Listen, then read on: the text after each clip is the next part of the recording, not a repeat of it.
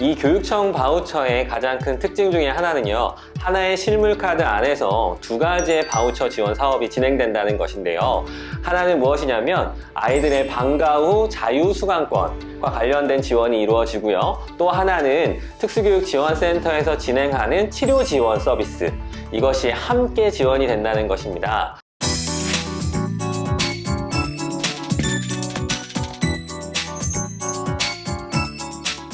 반갑습니다. 경계를 걷는 모든 이들과 함께 하겠습니다.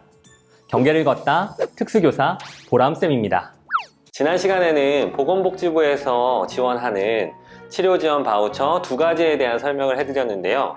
오늘은 교육청에서 지원하고 있는 치료지원 바우처에 대한 설명을 드리고자 합니다. 이 교육청에서 지원하고 있는 치료지원 바우처는요, 각 교육청마다 이름이 조금씩 다릅니다. 서울 같은 경우에는 굿센카드, 그리고 경기도 같은 경우에는 꿈이든 카드, 그리고 부산 지역 같은 경우에는 마중물 카드라고 해서 각 교육청마다 카드 이름들이 다르거든요. 그래서 우리 부모님들이 자신의 교육청에 속한 카드가 어떤 것인지 이름을 확인하시면 되겠습니다. 이 교육청 지원 바우처는요, 앞서 알려드렸던 발달재활 바우처 그리고 심리지원 바우처와는 다르게 교육청 지원 사업입니다. 그러니까 당연히 읍면동사무소에 문의를 하시는 것이 아니라 교육청에 문의를 하셔야겠죠. 하나하나 찬찬히 살펴보도록 할게요. 대상 학생은요, 만 3세에서 만 18세 특수교육 지원 대상 학생을 중심으로 발급해 드립니다.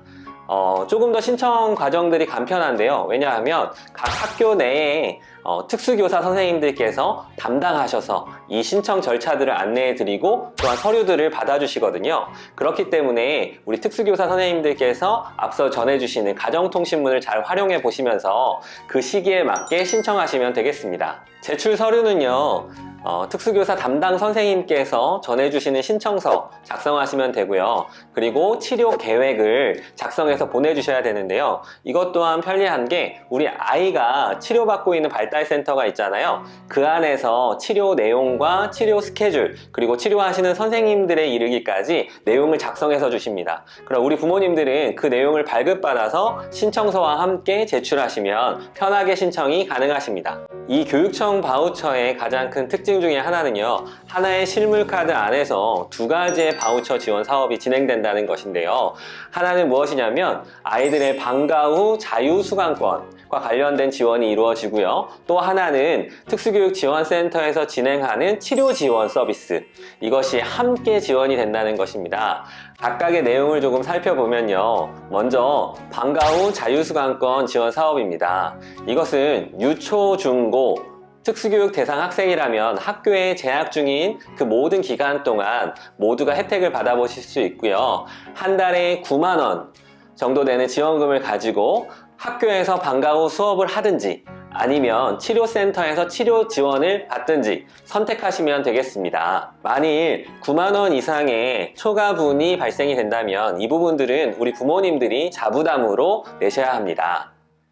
두 번째로 특수교육지원센터에서 지원하는 치료지원 사업에 대해서 알려드릴게요. 이 치료지원 사업은요, 모든 특수교육 대상 학생들에게 해당되는 것이 아니라 그 안에서 신청하고 또 선정된 친구들에 한해서 지원을 받을 수 있습니다. 이 선정은요, 특수교육지원센터에서 치료의 유무, 그리고 우리 아이에게 이 치료가 얼마나 필요한지, 또 중증인지 그렇지 않은지 여러 가지의 판별 절차를 통해서 선정이 되고요. 선정된 달부터 다음해 3월까지 1년간 지원이 되고요. 그 후에 다시 한번 논의를 거쳐서 재연장도 가능하십니다.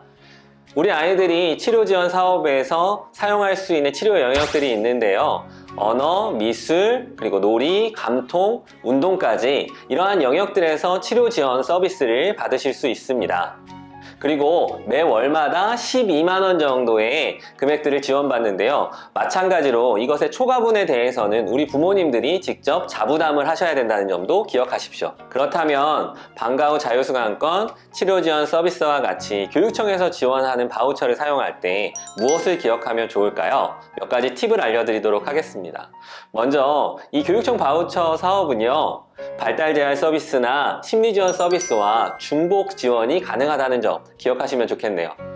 이 중복 지원 가운데 같은 영역에만 사용하지 않는다면 중복 지원이 가능하다라는 단서가 있거든요. 예를 들어서 발달 재활 바우처로 저희가 언어 서비스를 지원을 받는다면 이제 교육청 서비스로 언어 지원 서비스는 받지 못한다는 거죠. 대신에 미술 치료나 그 외에 다른 지원 서비스들은 활용하실 수 있어요. 이 두 가지를 합치면 금액 또한 만만치가 않고 우리 아이들한테 도움이 될 수 있기 때문에 활용하실 때 함께 활용하시기를 추천드립니다. 다음으로 교육청 바우처를 사용하실 때 문의처를 정확하게 아셔야 되는데요. 이 문의처는요, 읍면동사무소가 아니라 특수교육지원센터입니다. 물론 교육청에서 지원하는 사업이기는 하지만 이 모든 것들을 감당하는 곳이 바로 특수교육지원센터거든요. 그래서 이러한 것에 문의가 있으실 때는 항상 특수교육지원센터의 담당자분을 찾으시면 적절한 상담이 가능하십니다. 마지막으로 우리 부모님들이 기억하셔야 되는 점은요, 이 바우처가 모든 치료기관에서 사용할 수 있는 것은 아니라는 점입니다. 선정된 기간이 있고 또 해당되는 치료 시설들이 있기 때문에 이것을 알아보실 때는 미리 그 센터에 상의를 해보시고 해당이 되는지 아닌지에 대해서 물어보시고 결정하시는 것이 중요합니다. 아이를 학교에 보내면서 또 아이의 치료 지원에 대한 부분까지 고민하시고 공부하시는 우리 부모님들 너무나도 대단하십니다. 그 안에서 함께 도움을 드리고 함께 걸어가는 경계를 걷다 특수교사 보람쌤이 되도록 함께 하겠습니다. 성장할 내일을 기대하며 여러분들과 함께 걷겠습니다.